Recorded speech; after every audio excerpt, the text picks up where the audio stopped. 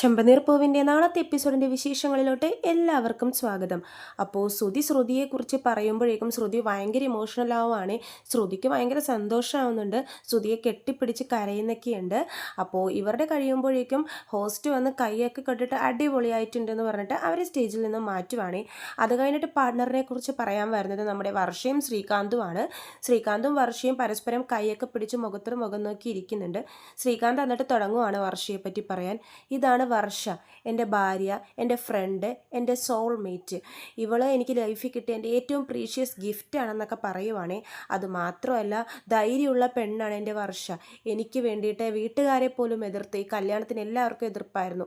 പക്ഷെ വർഷ സ്വന്തം വീട്ടുകാരെ എതിർത്ത് എന്നെ കല്യാണം കഴിച്ചു. എനിക്ക് പോലും അത്രയും ധൈര്യമില്ല. അത്രയ്ക്കും ധൈര്യമുള്ളവളാണ്. ആരുടെ മുമ്പിലും തല കുനിക്കില്ല അവൾ. അതുമാത്രമല്ല, ന്യായം ആരുടെ ഭാഗത്താണോ അവർക്ക് വേണ്ടി സംസാരിക്കുകയും ചെയ്യും. ന്യായത്തിൻ്റെ ഭാഗത്ത് നിന്ന് സംസാരിക്കുന്നവളാണ് എൻ്റെ വർഷ എന്നൊക്കെ ശ്രീകാന്ത് വർഷയെ പറ്റി പറയുവാണേ. അവളുടെ അടുത്ത് എനിക്ക് ഏറ്റവും ഇഷ്ടപ്പെട്ട ക്വാളിറ്റിയും അതാണ്. ഇപ്പോൾ വരെ ഞങ്ങളുടെ ജീവിതം വളരെ സന്തോഷത്തോടെയാണ് മുമ്പോട്ട് പോകുന്നതെന്ന് പറയുമ്പോൾ വർഷ പറയുന്നുണ്ട്, ഇപ്പം മാത്രമല്ല ശ്രീകാന്ത്, എപ്പോഴും അങ്ങനെ തന്നെ ആയിരിക്കും എന്ന് പറയുവാണ്. അപ്പോൾ ശ്രീകാന്ത് പറയും, അതെ, എപ്പോഴും ഞങ്ങളുടെ ലൈഫ് ഇതുപോലെ തന്നെ സന്തോഷത്തോടെ മുന്നോട്ട് പോകും. എൻ്റെ അച്ഛന് ഞങ്ങൾ 3 മക്കളാണ്, അതുപോലെ തന്നെ എനിക്കും 3 മക്കൾ വേണം എന്നാണ് എൻ്റെ ഏറ്റവും വലിയ ആഗ്രഹം എന്നൊക്കെ ശ്രീകാന്ത് പറയുവാണ്. അത് കേൾക്കുമ്പോഴേക്കും നമ്മുടെ വർഷയുടെ മുഖമൊക്കെ മാറുവാണ്. കാരണം വർഷയ്ക്ക് പ്രസവിക്കാൻ ഇഷ്ടമില്ല എന്നുള്ള കാര്യം ശ്രീകാന്തിനോട് പറഞ്ഞു കഴിഞ്ഞു. അത് പറഞ്ഞിട്ടും ശ്രീകാന്ത് ഈ ഓപ്പൺ സ്റ്റേജിൽ വന്ന് എല്ലാവരുടെ മുമ്പിൽ 3 മക്കളുടെ കാര്യം പറഞ്ഞപ്പോഴേക്കും വർഷക്ക് അങ്ങോട്ട് ദേഷ്യം കയറുവാണ്. വർഷ ചോദിക്കുന്നുണ്ട്, എന്താ ശ്രീകാന്ത് 3 പിള്ളേരോ? ഇത് നമ്മൾ രണ്ടുപേരും കൂടി ഡിസ്കസ് ചെയ്തെടുക്കേണ്ട തീരുമാനങ്ങളാണ്. അതിവിടെ വന്ന് ഇത്രയും ഓപ്പണായിട്ട് പറയുന്നു, എന്നെക്കൊണ്ടൊന്നും പറ്റത്തില്ല എന്നൊക്കെ പറയുന്നുണ്ടേ വർഷ. അപ്പോൾ സച്ചി രേവതിയോട് പറയുന്നുണ്ട്, ഇവരെന്താ ഇവിടുന്ന് തല്ലുപിടിക്കാൻ പോവാണോ? അപ്പോൾ നമ്മുടെ രേവതി പറയുന്നുണ്ട്, ഇവിടെ ഇത്ര ആളുകളുണ്ടെന്നുള്ള ബോധമൊന്നും വർഷക്കില്ലെന്ന് ചോദിക്കുമ്പോഴേക്കും സച്ചി പറയും, അപ്പോൾ എൻ്റെ അനിയൻ ശ്രീകാന്തിനോ ഇങ്ങനെ ഒരു സ്റ്റേജിൽ വന്നിട്ടാണ് കുട്ടികളുടെ കാര്യമൊക്കെ പറയണ്ടേ? അവൻ്റെ ഭാഗത്തും തെറ്റുണ്ടെന്ന് സച്ചി പറയുന്നുണ്ടേ. ശ്രീകാന്ത് പറയും, വർഷേ നീ ഇങ്ങനെ ടെൻഷൻ ആവല്ലേ എന്ന് പറയുമ്പോഴേക്കും വർഷ പറയുന്നുണ്ട്, ടെൻഷനൊന്നും ആയതല്ല ശ്രീകാന്തേ, ഇവിടെ ഇത്രയും പേരുടെ മുമ്പിൽ ഇങ്ങനെ പറയേണ്ട ആവശ്യമുണ്ടോ? ഇത് നമ്മൾ രണ്ടുപേരും സംസാരിച്ചെടുക്കേണ്ട തീരുമാനമാണ്. ഈ തീരുമാനം എനിക്കൊരിക്കലും നോക്കി പറയാൻ പറ്റില്ല ശ്രീകാന്ത്, അത് മനസ്സിലാക്കുക എന്ന് പറയുവാണ്. എന്നിട്ട് വർഷ എല്ലാവരോടായിട്ട് പറയുന്നുണ്ട്, ആരും ഞങ്ങളെ തെറ്റിദ്ധരിക്കേണ്ട, ഇത് ഞങ്ങളൊരു ഹെൽത്തി കോൺവെർസേഷനാണ്. അപ്പോൾ ഇത്രേ ഉള്ളൂ നമ്മളെപ്പറ്റി പറയാൻ വേണ്ടി. ഇവനും എനിക്ക് കിട്ടിയ ഏറ്റവും വലിയ ഗിഫ്റ്റൊക്കെ തന്നെയാണെന്ന് പറഞ്ഞിട്ട് അവർ സ്റ്റേജിൽ നിന്ന് ഇറങ്ങുവാണ്. അടുത്തതായിട്ട് വിളിക്കുന്നത് നമ്മുടെ സച്ചിയും രേവതിയാണ്. സച്ചി ഇങ്ങനെ രേവതിയുടെ കൈയും പിടിച്ച് രേവതിയുടെ കണ്ണിലോട്ട് ഇങ്ങനെ നോക്കിക്കൊണ്ടിരിക്കുവാണെങ്കിൽ നല്ല റൊമാൻറ്റിക് ആയിട്ട്. രേവതിയും അതുപോലെ തന്നെ കുറേ നേരം അവർ പരസ്പരം അങ്ങോട്ടും ഇങ്ങോട്ടും നോക്കിയിരിക്കുന്നുണ്ട്. അപ്പോൾ രേവതി പറയും, സച്ചിയേട്ടാ ഇങ്ങനെ എൻ്റെ കണ്ണും നോക്കിയിരിക്കാതെ സംസാരിക്കുമെന്ന് പറയുവാണ്. എന്തിനാ എൻ്റെ ഈ കണ്ണും നോക്കിയിരിക്കണേ, എന്തുണ്ട് എൻ്റെ ഈ കണ്ണിലെന്ന് ചോദിക്കുമ്പോഴേക്കും സച്ചി പറയുന്നുണ്ട്, നിൻ്റെ കണ്ണിൽ ഞങ്ങളുടെ സ്വപ്നങ്ങളുണ്ട്, ഞങ്ങൾ പണിയാൻ പോകുന്ന വീടുണ്ട്, അങ്ങനെ നമ്മുടെ സ്വപ്നങ്ങളെല്ലാം ഉണ്ടെന്ന് സച്ചി പറയുവാണ്. എന്നിട്ട് പറയുന്നുണ്ട്, നീയും എൻ്റെ കണ്ണ് നോക്കിയല്ലേ ഇരിക്കുന്നത്, എൻ്റെ കണ്ണിൽ എന്താ കാണുന്നതെന്ന് ചോദിക്കുമ്പോഴേക്കും രേവതി പറയുന്നുണ്ട്, സച്ചേട്ടൻ്റെ കണ്ണിലൂടെ എനിക്ക് എന്നെ തന്നെയാണ് കാണുന്നതെന്ന് പറയുവാണ്. അപ്പോൾ സച്ചി പറയും, എൻ്റെ കണ്ണിൽ മാത്രമല്ല എൻ്റെ നെഞ്ചിലും നീയാണെന്നൊക്കെ പറയുന്നുണ്ട്. അങ്ങനെ നല്ല റൊമാൻറ്റിക് സംഭാഷണമാണ് അവർ തമ്മിൽ നടത്തുന്നത്. അപ്പോഴേക്കും ഹോസ്റ്റ് ഓടി വന്ന് പറയുന്നുണ്ട്, നിങ്ങൾ പരസ്പരം ഇങ്ങനെ സംസാരിക്കാതെ എല്ലാവർക്കും മനസ്സിലാവുന്ന വിധത്തിൽ ഒച്ചത്തിൽ സംസാരിക്കുക എന്നൊക്കെ പറയുവാണ്. ഞാൻ പറയാം സച്ചേട്ടനെ കുറിച്ചെന്ന് പറഞ്ഞിട്ട് രേവതിയാണേ പറയുന്നത്. സച്ചിയേട്ടൻ ഞാൻ ആദ്യമായിട്ട് കാണുമ്പോൾ ഒരാളെ പിടിച്ച് തല്ലുമായിരുന്നു, റൗഡിയാണെന്നാണ് ഞാൻ ആദ്യം ഓർത്തത്. പിന്നെ സന്ദർഭങ്ങൾ കൊണ്ട് എനിക്ക് ഇദ്ദേഹത്തിൻ്റെ ഭാര്യ ആവേണ്ടി വന്നു. എൻ്റെ ജീവിതം അതോടെ തീർന്നു എന്നാണ് ഞാൻ വിചാരിച്ചിരുന്നത്. പക്ഷേ ദൈവം ശരിയായ കൈകളിലാണ് എന്നെ കൊണ്ട് ഏൽപ്പിച്ചത്. സത്യം ഈ 1 വർഷം കൊണ്ട് ഈ സച്ചിയേട്ടൻ എത്ര നല്ലവനാണെന്ന് ഞാൻ മനസ്സിലാക്കി. എന്തോരം നന്മ അദ്ദേഹത്തിൻ്റെ ഉള്ളിലുണ്ടെന്ന് എനിക്ക് തിരിച്ചറിയാൻ പറ്റി. റൗഡിയൊന്നുമല്ല എൻ്റെ സച്ചിയേട്ടൻ. ആർക്കെങ്കിലും എന്തെങ്കിലും സഹായം വേണമെങ്കിൽ എൻ്റെ സച്ചിയേട്ടൻ അവിടെ ഉണ്ടാവും. നന്മ എവിടെയാണോ അവരുടെ ഭാഗത്താണ് എൻ്റെ സച്ചിയേട്ടൻ. കല്യാണ ദിവസം ഞാൻ സച്ചിയേട്ടൻ്റെ കൈ പിടിച്ച് ഇതുപോലെ നിൽക്കുമ്പോൾ എൻ്റെ മനസ്സിൽ ടെൻഷനായിരുന്നു, എൻ്റെ ജീവിതം എന്താകും, എനിക്ക് എന്ത് സംരക്ഷണം ഇയാളുടെ കയ്യിൽ നിന്ന് കിട്ടും എന്നൊക്കെ ഓർത്തിട്ട്. പക്ഷേ ഇതിനേക്കാളും വലിയ സംരക്ഷണം എനിക്കിനി കിട്ടാനില്ല എൻ്റെ സച്ചിയേട്ടൻ എന്നൊക്കെ പറഞ്ഞിട്ട് രേവതി ഭയങ്കര ഇമോഷണൽ ആവുകയാണ്. കഴിഞ്ഞ വർഷം എൻ്റെ അച്ഛൻ എന്നെ വിട്ടുപോയി, പക്ഷേ എൻ്റെ സച്ചിയേട്ടൻ്റെ ഉള്ളിൽ ഞാൻ എൻ്റെ അച്ഛനെ കാണുന്നുണ്ട്.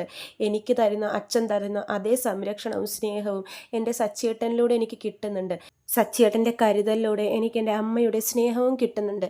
എൻ്റെ ജീവിതത്തിൽ എനിക്കിനി ഒന്നും വേണ്ട, എനിക്ക് എൻ്റെ ഈ ഭർത്താവ് എൻ്റെ സച്ചിയേട്ടൻ മാത്രം മതി എന്ന് പറഞ്ഞിട്ട് രേവതി കരയുവാണേ. സച്ചിയേട്ടനാണ് എൻ്റെ സ്വർഗം എന്നൊക്കെ പറഞ്ഞിട്ട് രേവതിയും സച്ചിയും കൂടി കരയുവാണ്. അവർ പരസ്പരം വേറെ ഏതോ ലോകത്തോട്ടൊക്കെ എത്തിയിരിക്കുവാണ്. പരസ്പരം കണ്ണിൽ കണ്ണിൽ നോക്കിയിട്ടിരുന്ന് കരയുമ്പോഴേക്കും എല്ലാവരും കൈയടിക്കുന്നുണ്ട് അവിടെ കൂടിയിരിക്കുന്നവർ. അപ്പോഴേക്കും അവരവരുടെ ലോകത്തോട്ട് തിരിച്ചു വരുവാണ്. അവർക്ക് ഭയങ്കര സന്തോഷമാവാണ്. കാരണം നേരത്തെ പേര് പറഞ്ഞപ്പോഴൊന്നും ജോലി പറഞ്ഞപ്പോഴൊന്നും ഒരാൾ പോലും കൈയടിച്ചില്ല. പക്ഷേ ഇപ്പോൾ വേദിയിലിരിക്കുന്ന എല്ലാവരും കൈയടിക്കുന്ന കണ്ടപ്പോഴേക്കും സച്ചിയുടെയും രേവതിയുടെയും സന്തോഷം ഒന്ന് കാണണമായിരുന്നു. അവർ കണ്ണൊക്കെ തുടച്ച് ഭയങ്കരമായിട്ട് ചിരിക്കുവാണ്. സന്തോഷം കൊണ്ട് കണ്ണും നിറയുന്നുണ്ട്, ചിരിക്കുന്നുണ്ട്. എന്തൊക്കെയാണ് വികാരങ്ങൾ എന്ന് അവർക്ക് തന്നെ മനസ്സിലാവുന്നില്ല. എന്നിട്ട് ഹോസ്റ്റ് വന്ന് പറയുന്നുണ്ട്, 2 റൗണ്ടും എല്ലാവരും മനോഹരമായിട്ട് തന്നെ പൂർത്തിയാക്കിയിട്ടുണ്ട്. ഇനി നമുക്ക് അടുത്ത റൗണ്ടിലോട്ട് കിടക്കാം. അടുത്ത റൗണ്ട് ക്വസ്റ്റ്യൻ ആൻസേഴ്സ് റൗണ്ടാണ്. അപ്പോൾ നിങ്ങൾ 2 പാർട്ട്നേഴ്സിൻ്റെ അടുത്തും കുറച്ച് ക്വസ്റ്റ്യൻസ് നമ്മുടെ ജഡ്ജസ് ചോദിക്കുന്നതാണ്. അപ്പോൾ ഓരോരുത്തരെ ആയിട്ട് ജഡ്ജസ് വിളിക്കുന്നതാണ്, അവരോട് ക്വസ്റ്റ്യൻസും ചോദിക്കും. അപ്പോൾ നമുക്ക് അടുത്ത റൗണ്ടിലോട്ട് കിടക്കാം എന്നൊക്കെ പറഞ്ഞ് എല്ലാവരും ഇൻവൈറ്റ് ചെയ്യുവാണ്. അങ്ങനെ ജഡ്ജ് തൻ്റെ ആദ്യത്തെ ക്വസ്റ്റ്യൻസ് ചോദിക്കുവാണ്. നിങ്ങളുടെ മന്ത്ലി സാലറി എത്രയാണെന്ന് നിങ്ങളുടെ പാർട്ട്ണറിന് അറിയാവോ എന്ന് ചോദിക്കുവാണ്. അപ്പോഴേക്കും ശ്രീകാന്ത് പറയുന്നുണ്ട്, ഇല്ല എൻ്റെ സാലറി എത്രയാണെന്ന് വർഷ ചോദിച്ചിട്ടുമില്ല, ഞാൻ പറഞ്ഞിട്ടുമില്ല എന്ന് പറയുവാണ്. വർഷയും അതന്നെ പറയുന്നുണ്ട്, ഇല്ല ഞാനും ശ്രീകാന്തിനോട് ചോദിച്ചിട്ടില്ല, എൻ്റെ സാലറി എത്രയാണെന്ന് ഞാൻ പറഞ്ഞിട്ടുമില്ല, വീട്ടു ചെലവിന് വേണ്ടി ഞങ്ങൾ രണ്ടുപേരും പരസ്പരം പങ്കിട്ടാണ് കൊടുക്കുന്നതെന്നൊക്കെ പറയുന്നുണ്ട്. അടുത്തത് സുധിയോട് മൈക്ക് കൊടുക്കുവാണ്. സുധി പറയും, ഈ ക്വസ്റ്റ്യൻ തന്നെ ചോദ്യം തന്നെ തെറ്റാണ്. കാരണം ഇങ്ങനെ ഒരാണിൻ്റെ അടുത്ത് ശമ്പളം എത്രയാണെന്ന് ചോദിക്കാൻ പാടില്ല. ആദ്യം തന്നെ ക്വസ്റ്റ്യൻ മാറ്റുക എന്നൊക്കെ പറഞ്ഞ് സുധി അവിടെ നിന്ന് വലിയ ആളാവുകയാണ്. അപ്പോഴേക്കും ജഡ്ജ് പറയുന്നുണ്ട്, ഇത് കോമ്പറ്റീഷന് വേണ്ടി ഞങ്ങൾ ചോദിക്കുന്ന ക്വസ്റ്റ്യനാണ്. ഇൻകം ടാക്സ് വന്ന് ചോദിച്ചാൽ നിങ്ങൾ പറയത്തില്ലേ? അപ്പോൾ സുധി പറയുന്നുണ്ട്, ഒരു പെണ്ണിനോട് വയസ്സും ആണിനോട് സാലറിയും ചോദിക്കാൻ പാടില്ല എന്ന് പറയുവാണ്.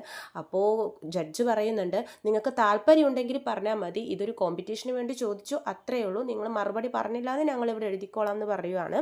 അപ്പോഴേക്കും സുധി പറയുന്നുണ്ട്, കോമ്പറ്റീഷൻ ആയതുകൊണ്ട് തൽക്കാലത്തേക്ക് ഞാൻ പറയാം, ഞാനൊരു പുതിയൊരു ബിസിനസ് തുടങ്ങിയൊരു വ്യക്തിയാണ്, മാസത്തിൽ എനിക്കൊരു 5000 രൂപയൊക്കെ കിട്ടത്തുള്ളൂ എന്ന് പറയുമ്പോഴേക്കും ജഡ്ജ് പറയുന്നുണ്ട്, നിങ്ങളുടെ ഡയലോഗ് അടി കേട്ടപ്പോൾ ഞങ്ങളെന്തോ ലാക്സ് കണക്കിന് ബിസിനസ് നടത്തുന്ന ആളാണെന്ന് ഓർത്തു എന്നൊക്കെ പറയുന്നുണ്ട്. അപ്പോൾ സുധി പറയുന്നുണ്ട്, താമസിയാതെ തന്നെ ലാക്സും ക്രോർസും കണക്കിന് ബിസിനസ് ഞാൻ നടത്തുന്നതാണ്, നല്ലൊരു ബിസിനസ് എൻ്റർപ്രനർ ആവും എന്നൊക്കെ പറഞ്ഞിട്ട് ഭയങ്കര ഡയലോഗ് അടിക്കുന്നുണ്ട്. അപ്പോൾ ജഡ്ജ് പറയുന്നുണ്ട്, ഇത് നിങ്ങളുടെ ബിസിനസ്സിൻ്റെ പ്രസ് മീറ്റ് അല്ല, ആൻസർ പറഞ്ഞിട്ട് മൈക്ക് വൈഫിന് കൊടുക്കുമെന്ന് പറയുന്നുണ്ട്. അപ്പോൾ ശ്രുതിയുടെ അടുത്ത് മൈക്ക് കൊടുക്കുമ്പോഴേക്കും ശ്രുതി പറയുന്നുണ്ട്, ഞാൻ മാസം ഒരു 50,000 ഏൺ ചെയ്യുന്നുണ്ട്, അതിൽ 25,000 ഞാൻ ചിലവിന് വെച്ചിട്ട് ബാക്കി 25,000 വീട്ടാവശ്യങ്ങൾക്ക് വേണ്ടി എടുക്കുവാന്ന് പറയുവാണ്. അപ്പോൾ ജഡ്ജ് ചോദിക്കുന്നുണ്ട്, 25,000ഓ? തൻ്റെ ചിലവിന് വേണ്ടി മാത്രമോ? അത് കുറച്ച് കൂടുതലല്ലേ, തൻ്റെ ഹസ്ബൻഡിന് അത് അറിയാവോ എന്ന് ചോദിക്കുന്നുണ്ട്. അപ്പോൾ ശ്രുതി പറയുന്നുണ്ട്, ഇല്ല എനിക്കറിയില്ല, അത് അവളുടെ അവകാശമാണ്, അവളുടെ ഫ്രീഡമാണ്, അതിന് ഞാൻ ഇടപെടില്ല എന്ന് ശ്രുതി പറയുന്നുണ്ട്. അപ്പോൾ ശ്രുതി പറയുന്നുണ്ട്, 25,000 കൂടുതലൊന്നുമല്ല, കാരണം ഞാൻ പറഞ്ഞില്ലേ മേക്കപ്പ് ആർട്ടിസ്റ്റാണ്, ഒരുപാട് മേക്കപ്പ് പ്രോഡക്റ്റ് മേടിക്കേണ്ടി വരും, കസ്റ്റമേഴ്സിന് വരുന്നവർക്ക് കോംപ്ലിമെൻ്ററി ഗിഫ്റ്റ് ഇടയ്ക്ക് കൊടുക്കേണ്ടി വരും, അതുമാത്രമല്ല ബ്ലാക്ക് മെയിൽ ചെയ്യുന്നവർക്കും എനിക്ക് കാശ് കൊടുക്കേണ്ടി വരും എന്നൊക്കെ ശ്രുതിയുടെ വായിൽ നിന്ന് അറിയാതെ വീഴുവാണ്. അപ്പോഴേക്കും എല്ലാവരും ഇങ്ങനെ ഞെട്ടിത്തരിച്ച് നോക്കുവാണ്. അപ്പോൾ ജഡ്ജ് ചോദിക്കും, എന്ത് ബ്ലാക്ക് മെയിലോ? അപ്പോഴേക്കും ശ്രുതിക്ക് പെട്ടെന്ന് ബോധം വരുവേ, അയ്യോ ഞാൻ അതല്ല ഉദ്ദേശിച്ചത്, ഇങ്ങനെ റോഡിൽ അമ്മയും മക്കളും ഒക്കെ ഇങ്ങനെ പൈസ ചോദിച്ച് നിൽക്കുന്നുണ്ടല്ലോ, അതും ഒരു ഇമോഷണൽ ബ്ലാക്ക് മെയിൽ അല്ലേ, അവർക്കും ഞാൻ കൊടുക്കാറുണ്ട്, അതൊക്കെയാണ് ഞാൻ ഉദ്ദേശിച്ചതെന്നൊക്കെ ശ്രുതി പറയുവാണേ. അടുത്തത് മൈക്ക് നമ്മുടെ സച്ചിയുടെ രേവതിയുടെ അടുത്ത് കൊടുക്കുവാണേ. അപ്പോൾ ജഡ്ജ് ചോദിക്കുന്നുണ്ട്, രേവതി പറയൂ, നിങ്ങളുടെ ഭർത്താവ് എത്രത്തോളം സമ്പാദിക്കുന്നുണ്ടെന്ന് നിങ്ങൾക്കറിയാവോ എന്ന് ചോദിക്കുന്നുണ്ട്. അപ്പോൾ തന്നെ സച്ചി മൈക്ക് മേടിച്ച് പറയുന്നുണ്ട്, സാർ ഞാൻ മാത്രമല്ല സമ്പാദിക്കുന്നത്, എൻ്റെ ഭാര്യയും സമ്പാദിക്കുന്നുണ്ട്, അവൾ പൂ കെട്ടുന്നുണ്ട്, അവൾ എത്രത്തോളം സമ്പാദിക്കുന്നുണ്ടെന്ന് ഞാൻ പറയാം. എൻ്റെ ഭാര്യ ഡെയിലി ഒരു 50 മുഴം പൂ കെട്ടാറുണ്ട്, അതിൽ കൂടി അവൾ ഒരു 3000 സമ്പാദിക്കും, അതിൽ ബാക്കി പൂവിൻ്റെ ചിലവെല്ലാം കഴിഞ്ഞിട്ട് അവളുടെ കയ്യിൽ നിൽക്കുന്നത് 1000 രൂപ. പിന്നെ ഞായറാഴ്ച ഹോളിഡേ ആണ്, അന്ന് അവളോട് റെസ്റ്റ് എടുക്കാൻ ഞാൻ പറഞ്ഞിട്ടുണ്ട്. പിന്നെ ഉത്സവ സീസണൊക്കെ വരുമ്പോഴേക്ക് കൂടുതൽ കാശ് എക്സ്ട്രാ കിട്ടും, 3000 4000 ഒക്കെ പോകാറുണ്ട്. സച്ചി ഭയങ്കര സന്തോഷത്തോടെ തന്നെ രേവതിയുടെ കണക്കുകളൊക്കെ കൃത്യമായിട്ട് പറയുവാണ്. ജഡ്ജസിന് ഭയങ്കര തൃപ്തിയാവുന്നുണ്ട്. ശ്രുതിയും എല്ലാവരും ഞെട്ടിപ്പോകുന്നുണ്ട് സച്ചിയുടെ ഈ കണക്ക് പറയൽ കേൾക്കുമ്പോഴേക്കും. കറക്റ്റ് അല്ലേ രേവതി എന്ന് സച്ചി രേവതിയോട് ചോദിക്കുമ്പോഴേക്കും രേവതി അതേന്ന് പറയുന്നുണ്ട്. എന്നിട്ട് സച്ചി ബാക്കി കണക്കുകളൊക്കെ പറയുവാണ്. മാസത്തിൽ ഒരു 1000 രൂപ ഇവളുടെ അമ്മക്ക് കൊടുക്കും, അമ്മക്ക് കൊടുക്കണമല്ലോ സാർ, അതുകൊണ്ട് കൊടുക്കും. പിന്നെ ഇവക്കൊരു അനിയത്തി ഉണ്ട്, അവൾക്കൊരു 500 കൊടുക്കും, അനിയനൊരു 500 കൊടുക്കും. പിന്നെ എൻ്റെ അമ്മക്ക് വീട്ടു ചെലവിന് വേണ്ടി ഒരു 2000 കൊടുക്കും. പിന്നെ അങ്ങനെ ഓരോരോ കണക്കുകൾ സച്ചി ഭയങ്കര കൃത്യമായിട്ട് തന്നെ പറയുന്നുണ്ട്. എന്നിട്ട് പറയുന്നുണ്ട്, ബാക്കി കാശ് വരുന്നത് ഞങ്ങളുടെ ഹുണ്ടിയിലും ഇടുമെന്ന് പറയുവാണ്. ഞങ്ങളൊരു മുറി കെട്ടാൻ വേണ്ടി നിൽക്കുന്നുണ്ട്, അപ്പോൾ അതിൻ്റെ ചിലവിന് വേണ്ടി കുറച്ച് കാശ് ബാക്കി വരുന്ന ഒരു 8500 രൂപ ഞങ്ങൾ അതിലിടും എന്നൊക്കെ പറയുന്നുണ്ട്. എല്ലാവർക്കും ഭയങ്കര സന്തോഷമാവുന്നതാണ്. കാരണം ഭാര്യയുടെ സാലറി കണക്കുകൾ കൃത്യമായിട്ട് പറയുന്നൊരു ഭർത്താവിനെ ആരും വേറെ കണ്ടിട്ടില്ല. അത് കഴിഞ്ഞിട്ട് സച്ചി പറയുന്നുണ്ട്, രേവതി എൻ്റെ കണക്കുകളെപ്പറ്റി നിനക്കും അറിയാലോ, ഇനി നീ പറയാന്ന് പറഞ്ഞിട്ട് മൈക്ക് രേവതിയുടെ കയ്യിൽ കൊടുക്കുവാണേ. അപ്പോൾ രേവതി പറയുന്നുണ്ട്, സച്ചിയേട്ടൻ ഒരു ടാക്സി ഡ്രൈവറാണ്, അതുകൊണ്ട് കറക്റ്റായിട്ടൊരു നിശ്ചിതമായിട്ടുള്ള തുകയൊന്നും മാസം കിട്ടത്തില്ല. പല പല ഓട്ടത്തിനനുസരിച്ചാണ് കാശ്. എന്നാലും ഒരു മാസം ഒരു 39,000 രൂപ പെട്രോൾ കാശ് അങ്ങനെ എല്ലാം കഴിഞ്ഞിട്ട് കയ്യിൽ വന്ന് നിൽക്കാറുണ്ട്. പിന്നെ അതിലൊരു 1000 രൂപ അച്ഛന് കൊടുക്കും. പിന്നെ ഇടയ്ക്ക് പുറത്ത് ചായ കുടിക്കുന്ന പതിവുണ്ട്, അതിനൊരു 3000 രൂപ പോവും. പിന്നെ കാറിൻ്റെ ഡ്യൂ ഒരു 6000 രൂപ പോവും. പിന്നെ കുറച്ച് മദ്യപിക്കുന്ന ശീലമുണ്ട്, അതുകൊണ്ട് തന്നെ ഒരു മാസം 3000 രൂപ അതിന് വേണ്ടിയും പോവും. പിന്നെ ബാലൻസ് വരുന്ന കാശ് ഞങ്ങളുടെ മുറിക്ക് വേണ്ടിയിട്ട് ഉണ്ടിയിൽ പോടും എന്നൊക്കെ പറയുവാണേ. അപ്പോൾ ഇത് കേൾക്കുമ്പോഴേക്കും ശ്രുതി പറയുന്നുണ്ട് നമ്മുടെ ശ്രുതിയോട്, നോക്കൂ ശ്രുതി, എങ്ങനെയൊക്കെ ഇവർ ആൻസർ പറയുന്നതെന്ന് ആളുകളൊക്കെ നോക്കി ചിരിക്കുന്നു. നമ്മളാണ് കറക്റ്റായിട്ട് ആൻസർ പറഞ്ഞവർ, നമുക്ക് തന്നെ ഈ പ്രൈസ്, നമ്മൾ തന്നെ ഇതിൽ ജയിക്കും എന്നൊക്കെ ശ്രുതി പറയുന്നുണ്ടേ. അപ്പോൾ ശ്രുതി പറയുന്നുണ്ട്, വെയിറ്റ് ചെയ്യ് ശ്രുതി, നമുക്ക് നോക്കാമല്ലോ, ഇങ്ങനെ മിണ്ടിക്കൊണ്ടിരിക്കല്ലേ എന്നൊക്കെ പറയുവാണേ. അപ്പോൾ സച്ചിൻ രേവതി നോക്കുമ്പോൾ ആരും കൈയടിക്കുന്നില്ല. അപ്പോൾ സച്ചിൻ രേവതി ആലോചിക്കുന്നുണ്ട്, ഇവരാരും എന്താ നമ്മൾ പറഞ്ഞപ്പോൾ കൈയടിക്കാത്തതെന്ന് വീണ്ടും ഒരു ചിന്ത വരുവാണ്. അപ്പോഴേക്കും ഇവരിങ്ങനെ വിഷമിച്ചിരിക്കുന്ന ടൈമിൽ ബാക്കിൽ നിന്ന് ഒരാൾ ആദ്യം കൈകൊട്ടും. പിന്നെ അവിടെ വേദിയിലിരിക്കുന്ന എല്ലാവരും കൈകൊട്ടുവാണ്, ജഡ്ജസും കൈകൊട്ടുന്നുണ്ട്. ഇത് കാണുമ്പോഴേക്കും നമ്മുടെ സച്ചിക്കും രേവതിക്കും ഭയങ്കര സന്തോഷമാവാണ്. ശ്രുതിയും ഞെട്ടിപ്പോവാണ്. അങ്ങനെ എല്ലാവരും കൈകൊട്ടി സച്ചിനെയും രേവതിനെയും പ്രോത്സാഹിപ്പിക്കുന്നുണ്ട്. അവർക്കും അത് ഭയങ്കര സന്തോഷമാവുന്നുണ്ട്. അപ്പോഴേക്കും ഹോസ്റ്റ് പറയും, അങ്ങനെ ആ റൗണ്ട് നമ്മുടെ കഴിഞ്ഞിരിക്കുവാണ്, ഇനി അടുത്ത റൗണ്ടിലോട്ട് കിടക്കാം. അടുത്ത റൗണ്ട് ആണുങ്ങൾക്ക് വേണ്ടി മാത്രമുള്ള റൗണ്ടാണ്. അവരോട് കുറച്ച് ക്വസ്റ്റ്യൻസ്, ഹൈപ്പോത്തറ്റിക്കൽ ക്വസ്റ്റ്യൻസ് നമ്മുടെ ജഡ്ജസ് ചോദിക്കും. കറക്റ്റായിട്ട് ആലോചിച്ച് ഉത്തരം പറയണം, കാരണം നിങ്ങളുടെ ചിന്താശേഷിയും കൂടി പരീക്ഷിക്കുന്ന ക്വസ്റ്റ്യൻസ് ആണ്. അപ്പോൾ ആലോചിച്ച് ഉത്തരം പറഞ്ഞ് വിൻ ചെയ്യാൻ ശ്രമിക്കുക. അപ്പോൾ ആണുങ്ങളെല്ലാവരും എഴുന്നേറ്റ് നിൽക്കുമെന്ന് പറയുവാണേ. അപ്പോൾ എല്ലാവരും എഴുന്നേറ്റ് നിൽക്കുന്നുണ്ട്. അപ്പോൾ ജഡ്ജ് ആദ്യത്തെ ക്വസ്റ്റ്യൻ ചോദിക്കുവാണ് ഇവരോടായിട്ട്, നിങ്ങളുടെ ഭാര്യയും അമ്മയും ഒരു അപകടം പിടിച്ച സ്ഥലത്ത് അകപ്പെട്ടിരിക്കുകയാണ്. അപ്പോൾ നിങ്ങൾ അവിടെ ഒരു വണ്ടിയിൽ ഇങ്ങനെ വന്നുകൊണ്ടിരിക്കുകയാണ്, നിങ്ങൾ അതിൽ ആരെ സംരക്ഷിക്കുമെന്ന് ജഡ്ജ് ക്വസ്റ്റ്യൻ ചോദിക്കുമ്പോഴേക്കും ഓരോരുത്തരായിട്ട് ആൻസർ പറയുന്നുണ്ട്. മിക്കവരും ഭാര്യനെ രക്ഷിക്കും എന്നാണ് പറയുന്നത്. ഞാൻ എൻ്റെ ഭാര്യയായിരിക്കും രക്ഷിക്കുന്നത്, ഞങ്ങളുടെ ലവ് മാരേജ് ആണെന്നൊക്കെ ഒരു കൂട്ടർ പറയുന്നുണ്ട്. ശ്രുതിയും പറയുന്നുണ്ട്, ഞാൻ എൻ്റെ ഭാര്യയെ രക്ഷിക്കത്തുള്ളൂ, കാരണം അമ്മയുടെ ഏറ്റവും വലിയ ആഗ്രഹം ഞാനും ശ്രുതിയും കൂടി സന്തോഷത്തോടെ ജീവിക്കണം എന്നാണ്. അമ്മ തന്നെ ഞങ്ങളെ അനുഗ്രഹിച്ച് അവിടെ നിന്ന് കയറ്റിവിടും, അതുകൊണ്ട് ഞാൻ എൻ്റെ ഭാര്യയെ രക്ഷിക്കത്തുള്ളൂ എന്ന് ശ്രുതി പറയുന്നുണ്ട്. ശ്രീകാന്ത് ചോദിക്കും ജഡ്ജസിനോട്, ട്രിപ്പിൾസ് എടുക്കാൻ പറ്റുമോ ബൈക്കിലെന്ന് ചോദിക്കുമ്പോഴേക്കും ഇല്ല ഒരാളെ രക്ഷിക്കാൻ പറ്റുള്ളൂ എന്ന് പറയുമ്പോഴേക്കും ശ്രീകാന്ത് ഇങ്ങനെ ആലോചിക്കുവേ. അപ്പോൾ വർഷ പറയുന്നുണ്ട്, പറ ശ്രീകാന്തെ, എന്നെ രക്ഷിക്കത്തുള്ളൂ എന്ന്, അമ്മയെ വന്ന് അച്ഛൻ രക്ഷിക്കും എന്ന് പറയുവാണ്. അപ്പോഴേക്കും ശ്രീകാന്ത് പറയും, അതെ ഞാൻ എൻ്റെ വൈഫിനെ രക്ഷിക്കത്തുള്ളൂ എന്ന് പറയുവാണ്.